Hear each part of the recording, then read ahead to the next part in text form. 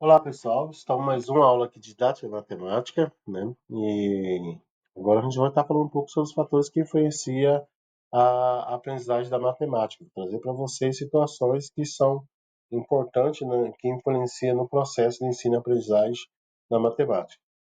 Então, alguns fatores que são, nós sabemos, né? No ensino da aprendizagem da matemática, né? Existem processos, né? Complexos que influenciam uma variedade de fatores, né, que estão interconectados, né? E aqui eu vou focar numa apresentação que explora os elementos cognitivos, socioemocionais, né, contextuais que moldam a experiência educacional da matemática. E é importante falar para vocês que compreender esses fatores é crucial, né, para o educador, né, para o pesquisador e para vocês, como futuro professor, buscar métodos, né, de ensino mais eficazes, inclusivos, né, é, capaz de atender às diversas necessidades do aluno e promover, sim, a aprendizagem matemática de maneira mais significativa e duradoura. Né? Bom, um fator que eu posso trazer para você, né, trazendo dentro dos fatores que influenciam, né, memória do trabalho e aprendizagem da matemática. Né? Quando eu estou falando aqui da memória do trabalho, estou falando que a memória do trabalho é um espaço de curto prazo, permitindo que o aluno mantenha as informações relevantes durante a resolução de problemas matemáticos. Então, o professor inicia a sua aula, né, traz os conceitos matemáticos, então o aluno ele tem a sua memória, né, que a gente chama armazenamento temporário dessas informações, né, e aí que permite, né, ele depois, mais para frente, fazer o que nós chamamos de manipulação das informações, né? Então, o aluno primeiro ele faz o armazenamento da memória do trabalho, né, dos conceitos matemáticos, né, que possibilita a manipulação ativa dos dados, o que é essencial para operações de cálculo mental, né, e a compreensão dos conceitos abstratos. Então, nós temos primeiro momento quando o professor são fatores que influenciam o professor entender que há uma memória, né, temporária de trabalho. Depois nós temos que partir para a parte de manipulação, quando a manipulação eu pego, por exemplo, como a parte mesmo de resolver, né, os exercícios, né, trabalhar os conceitos previamente, os conceitos adquiridos, né, e depois a gente pode verificar, né, como isso impacta no desempenho, né. Alguns estudos indicam que a capacidade limitada da memória do trabalho está correlacionada com a dificuldade de aprendizagem e habilidades da matemática, afetando o desempenho geral, né, dos alunos. Então, quando o aluno tem esse armazenamento temporário, depois parte para a manipulação, e isso pode afetar, né, o desempenho dele. Então, quando eu consigo fazer essa manipulação, eu consigo trabalhar com que ele consolide, né, esses conceitos matemáticos, né? Então, dá para ele conseguir avançar. E aí, a estratégia a gente chama de compensação, né? O educador pode implementar técnicas para reduzir essa carga de memória de trabalho, como o uso de representações visuais, né? A divisão de problemas complexos em etapas menores, né? Então, aí o aluno consegue armazenar, né, esses conceitos quando eu faço essa divisão em etapas menores, e assim o aluno consegue ter sucesso na resolução, né, na compreensão dos conceitos matemáticos, e isso diminuindo, né, o fator negativo da compreensão dos conceitos matemáticos. Então, isso é um fator que influencia bastante na aprendizagem matemática. Eu tenho outro fator que influencia o professor, né, o docente, entender que o desenvolvimento do pensamento matemático, lógico, segue umas etapas, né? Quais são essas etapas? Primeiro, o reconhecimento padrão, né? Depois, a formulação e a conjectura, né? Depois, a dedução e a prova, e depois a aplicação da prática. Então, o primeiro passo, né, é o reconhecimento, né, dos padrões. O primeiro passo do desenvolvimento do pensamento lógico da matemática é identificar quais são os padrões, as formas, as relações, essa capacidade de raciocínio, né, matemático mais avançado, né? Aí, à medida que esse aluno vai progredindo, né, ele começa a fazer, conjecturar, formular hipóteses, conjecturação baseada em padrões observados. Né? Essa etapa é crucial, né, que desenvolve a criatividade matemática, né, e principalmente o pensamento crítico. E aí vem um estágio mais avançado, né, que envolve uma capacidade de dedução mais lógica, né, e construir as provas matemáticas. Isso requer um, um nível de abstração e rigor de um pensamento maior por parte do aluno, né? E aí a gente chega para o final, a aplicação na prática, né? Os alunos aprendem a aplicar o seu pensamento lógico, matemático, em situações no mundo real, envolvendo o mundo, problema mais complexo, né? E tomada de decisões baseadas em evidências concretas, né? Um fator também que influencia o processo de ensino e aprendizagem da matemática é a ansiedade, né? A ansiedade que nós chamamos de ansiedade matemática e as suas consequências. Ela pode se apresentar de manifestações físicas, né? Onde sintomas físicos podem aumentar a frequência cardíaca, sudorose, tensão muscular, né? Quando o aluno é confrontado com tarefas matemáticas, né? E isso tem um impacto cognitivo, né? Porque quando leva esse, cognitivamente, a ansiedade pode levar o aluno ao que nós chamamos de congelamento mental. Ele não consegue pensar, né? E aí, se ele não consegue pensar, ele tem dificuldade de recuperar as informações que foram adquiridas, né? E não consegue aplicar, né, esses conhecimentos prévios que ele já tinha, que foi adquirido durante o processo de ensino-aprendizagem, né? O importante é falar para vocês que as consequências disso ao longo prazo, né? Resulta, muitas vezes, quando o aluno fica muitos anos tendo essas situações, ele resulta em escolhas em profissões que não evidenciam o uso da matemática, limitando, né, potencialmente, né, as oportunidades esse indivíduo, desse aluno, né?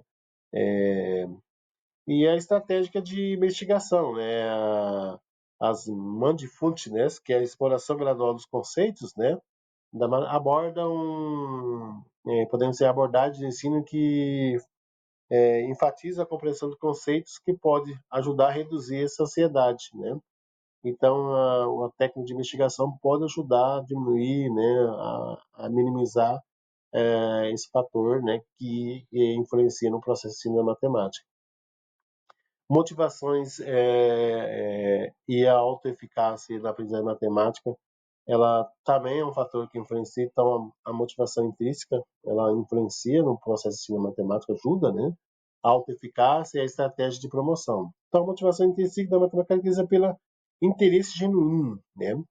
Prazer na resolução de problemas matemáticos. O aluno intrinsecamente é motivado a atender, buscar desafios da matemática, né, por conta própria, né, e persistindo mesmo diante das dificuldades. Então, isso é um fator, né, que influencia o aluno no processo de ensino-aprendizagem, que ajuda, né, a ele a compreender os conceitos. A autoeficácia se refere às crenças que o aluno tem na capacidade de sucesso das tarefas matemáticas específicas, com alta eficácia, são mais propensos a abordar problemas difíceis, com desafio a ser superado em vez de ameaças a serem evitadas, né?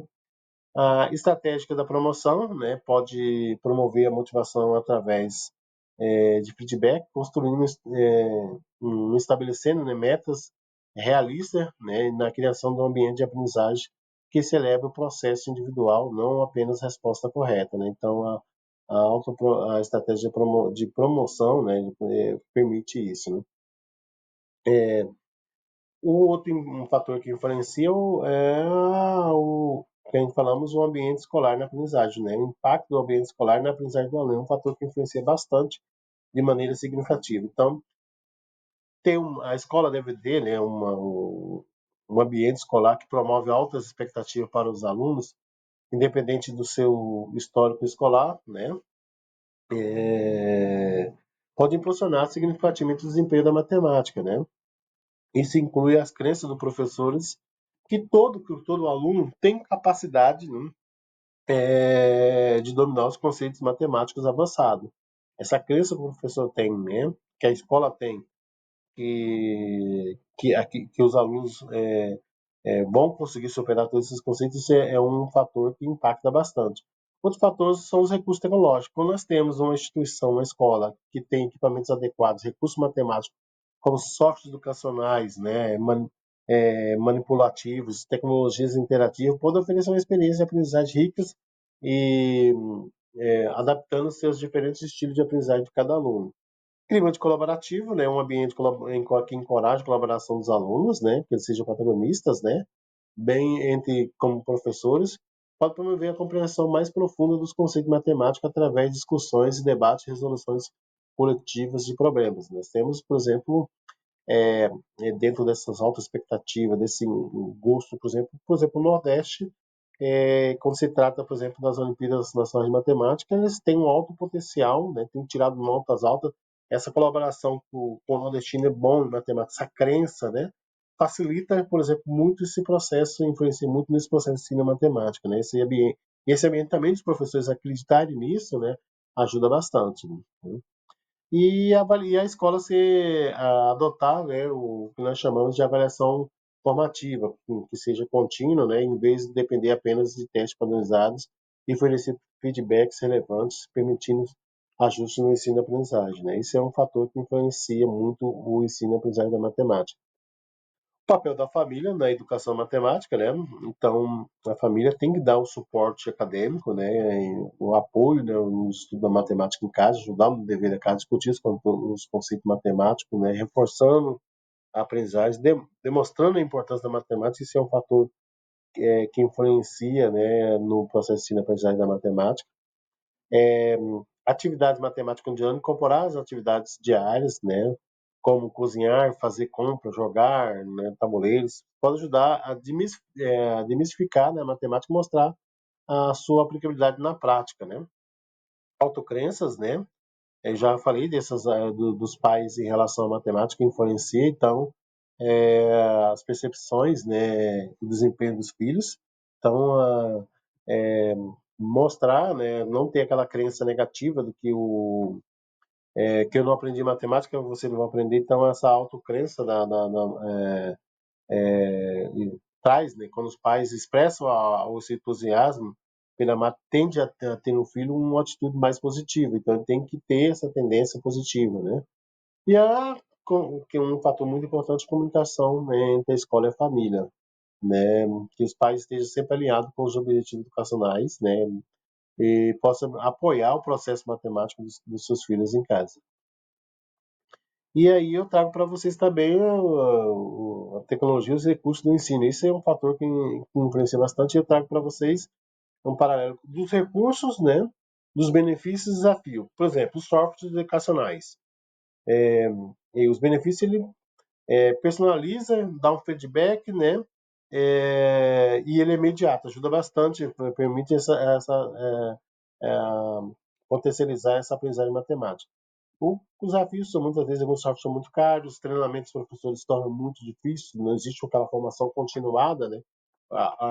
Poucos governos aplicam na formação continuada dos professores, e estou falando principalmente do professor de matemática, né? Manipulações visuais, né? Então, quando você tem um laboratório de matemática, a visualização de conceitos abstratos ajuda muito, e aí a escola enfrenta a necessidade de infraestrutura, né? Para instalar e também de comprar esses equipamentos que ajudam muito isso. As plataformas, né, algumas redes, né, municipal e estadual, já estão tendo algumas plataformas, né, e aí algumas plataformas são adaptadas, né, ao ritmo do aluno. Quando tem isso, né, ajuda bastante, mas há um desafio à dependência excessiva de tecnologia, né. Realidade aumentada e virtual, isso é em poucas instituições, mais nas instituições particulares que a gente encontra, né, é uma experiência imersiva, né, e aí os desafios são o desenvolvimento de conteúdos personalizados, né? Nós temos, por exemplo, dentro da geometria, quando a gente trabalha com a realidade aumentada, é um fator que influencia bastante, né, o ensino da geometria, e especialmente da geometria espacial. Potencializa de maneira positiva, gigantesca, né, quando você trabalha com a realidade aumentada, né? Quando você vai ensinar os conceitos é, dos corpos redondos, né, dos prismas, toda aquela parte da geometria espacial, quando você trabalha com a realidade aumentada, é uma experiência que é uma imersão muito grande que os alunos têm, e isso influencia bastante no processo de ensino-aprendizagem. E aí nós temos, com isso, os fatores que integram, né, um ensino eficaz. Que a gente traz para vocês até mesmo a abordagem cognitiva, né? É, o suporte socioemocional e a contextualização. Então, quando a gente integra estratégia, né, que considera o desenvolvimento cognitivo, a memória do trabalho do aluno, adaptando o ensino à capacidade do aluno em diferentes estágios, né? Quando a gente cria um ambiente, né, que promova a confiança, por isso que vai o suporte social, reduz a ansiedade e fomente, né, a motivação da aprendizagem da matemática, né? E aí utilizar uma variedade de recursos, tecnologia, para contextualizar a aprendizagem, tomando a matemática mais relevante, né, e aplicável ao mundo real dos alunos. E vou parar por aqui. Um abraço para vocês, até a próxima aula.